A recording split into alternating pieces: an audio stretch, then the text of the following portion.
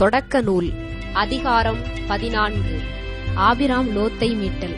அம்ராபல் சினையார் அரசனாகவும், அரியோக்கு எல்லாசரின் அரசனாகவும், கெதர்லகோமர் ஏலாமின் அரசனாகவும், திதால் கோயிமின் அரசனாகவும் இருந்தபொழுது அவர்கள் சோதோம் அரசன் பெரா, கொமோரா அரசன் பிர்சா, அதிமா அரசன் சினாபு, செபோயும் அரசன் செமேபர், பேலா அரசன் சோவார் ஆகியோருக்கு எதிராக போர் தொடுத்தனர்.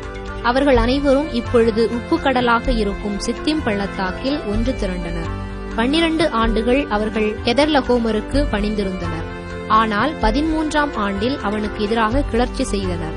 ஆனால் 14ஆம் ஆண்டில் கெதர்லகோமரும் அவனுடன் இருந்த அரசர்களும் வந்து அஸ்தரோத்து கர்ணையிமில் இருந்த ரபாயியரையும், காமில் இருந்த சூசியரையும், சாவே கிரியாத்தையிமில் இருந்த ஏமியரையும், சேயிர் மலைப்பகுதியில் இருந்த ஓரியரையும், பாலை நிலத்தின் எல்லையில் இருந்த ஏல்பாரான் வரை துரத்திச் சென்று முறியடித்தனர். அவர்கள் திரும்பும் வழியில் காதேசு என்ற ஏன் மிட்சுபாற்றுக்கு வந்து அமலேக்கியரின் நாடு முழுவதையும், அச்சோன் தாமாரில் வாழ்ந்த எமோரியரையும் அழித்தனர். அப்பொழுது சோதோம் அரசனும், கொமோரா அரசனும், அதிமா அரசனும், செபோயும் அரசனும், பேலா அரசன் சோவாரும் சென்று ஏலாம் அரசன் கெதர்லகோமருடனும், கோயிம் அரசன் திதாலுடனும், சினையார் அரசன் அம்ராபலுடனும், எல்லாசர் அரசன் அரியோக்குடனுமாக 4 அரசர்கள் 5 அரசர்களுக்கு எதிராக சித்திம் பள்ளத்தாக்கில் போர் தொடுத்தனர். இந்த சித்திம் பள்ளத்தாக்கில் கீழ் குழிகள் மிக பல இருந்தன. சோதோம் அரசனும் கொமோரா அரசனும் தப்பி ஓடிய பொழுது அவற்றினுள் விழுந்தனர். மற்றவர்கள் தப்பிப் பிழைப்பதற்கு மலையை நோக்கி ஓடினர். வெற்றி பெற்றவர்கள் சோதோம் கொமோராவில் இருந்த செல்வங்கள், உணவு பண்டங்கள் அனைத்தையும் கவர்ந்து கொண்டு அங்கிருந்து வெளியேறினர். அவர்கள் சோதோமில் வாழ்ந்த ஆபிராமின் சகோதரன் மகனான லோத்தையும் அவர் செல்வங்களையும் கவர்ந்து கொண்டு சென்றனர். தப்பி வந்த ஒருவன் எபிரேயரான ஆபிராமிடம் இச்செய்தியை அறிவித்தான். அப்பொழுது ஆபிராம் எசுக்கோல், ஆனேர் ஆகியோரின் சகோதரனான மம்ரே என்ற எமோரியனின் கருவாலி மரத்தோப்பில் வாழ்ந்து வந்தார்.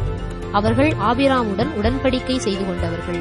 தம் உறவினர் கைதியாக கொண்டு செல்லப்பட்டார் என்பதை கேள்வியுற்றதும் ஆபிராம் தம் வீட்டில் பிறந்து வளர்ந்து பயிற்சி பெற்ற 318 பேரை திரட்டிக் கொண்டு தான் வரை அவர்களை துரத்திச் சென்றார். அவரும் அவர் ஆள்களும் அணி அணியாக பிரிந்து இரவில் அவர்களை தாக்கி தோற்கடித்தனர். தமஸ்குக்கு வடக்கே இருக்கும் ஓபா வரை அவர்களை துரத்திச் சென்றனர். அவர் எல்லா செல்வங்களையும் மீட்டுக் கொண்டு வந்தார். தம் உறவினரான லோத்தையும் அவர் செல்வங்களையும் பெண்களையும் ஆள்களையும் மீட்டுக் கொண்டு வந்தார். ஆபிராமுக்கு மெல்கிசெதேக்கின் ஆசி. ஆபிராம் கெதர்லகோமரையும் அவனுடன் இருந்த அரசர்களையும் முறியடித்து திரும்பிய பொழுது அரசர் பள்ளத்தாக்கு என்ற சாவே பள்ளத்தாக்கில் அவரை சந்திக்க சோதோம் அரசன் வந்தான். அப்பொழுது சாலேம் அரசர் மெல்கிசெதேக்கு அப்பமும் திராட்சை ரசமும் கொண்டு வந்தார். அவர் உன்னத கடவுளின் அர்ச்சகராக இருந்தார்.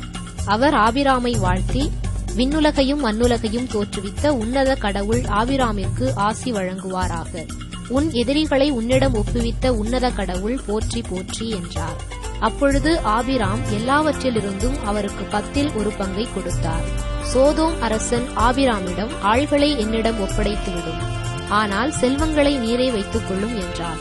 அதற்கு ஆபிராம் சோதோம் அரசனிடம், விண்ணுலகையும் மண்ணுலகையும் தோற்றுவித்த உன்னத கடவுளாகிய ஆண்டவருக்கு ஆணையிட்டு கூறுகிறேன், நான் தான் ஆபிராமை செல்வன் ஆக்கினேன் என்று நீ சொல்லாதபடி உமக்குரிய அனைத்திலிருந்தும் ஒரு நூல் துண்டையோ காலணிவாரையோ நான் எடுத்துக் கொள்ள மாட்டேன். இளைஞர்கள் உண்டதை தவிர எனக்கு எதுவும் வேண்டாம். ஆனால் என்னுடன் வந்த ஆனேர், சுக்கோல், மம்ரே ஆகியோர் அவர்கள் பங்கை எடுத்துக் கொள்ளட்டும் என்றார்.